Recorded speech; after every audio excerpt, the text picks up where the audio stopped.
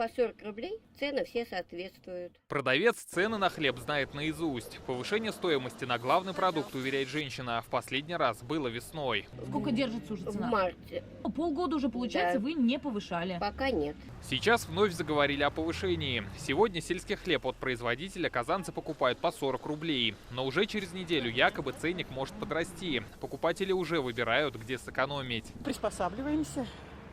Что-то ужимаем, что-то с огород там побольше. Хлебушку, конечно, не надо дорожать. Я очень люблю хлеб. Привыкли уже за столько лет, поэтому ничего особого в этом не вижу. То, что цены на хлеб могут вырасти, обсуждают во всех СМИ уже неделю. По сообщению одного из крупных телеграм-каналов, осенью буханка в России подорожает до 10%.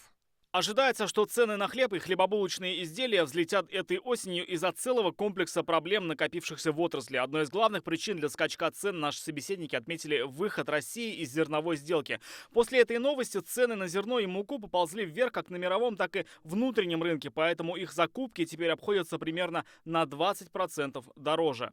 В ассоциации пекарей пока прогнозов не дают. Говорят, нужно дождаться нового урожая. При этом отмечают, предпосылки для подорожания все же есть. Проблемы какие могут возникнуть? То, что нам повысят цены на муку, на входящие.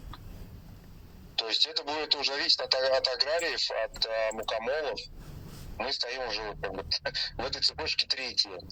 Ну и, соответственно, сахар, маргарин, вот те основные ингредиенты, с которыми мы работаем. Если цена повышается, мы, конечно, какой-то как сказать, процент мы можем сдержать, но там все 100% мы, конечно, не можем сдержать. Производители хлеба называют и ряд других факторов, которые обычно влияют на конечную стоимость буханки. Среди других причин возможного роста цен эксперты называют подорожание упаковочных материалов из-за курса рубля. Также на стоимость хлеба может повлиять и логистика. Машины и техобслуживание тоже выросли в цене.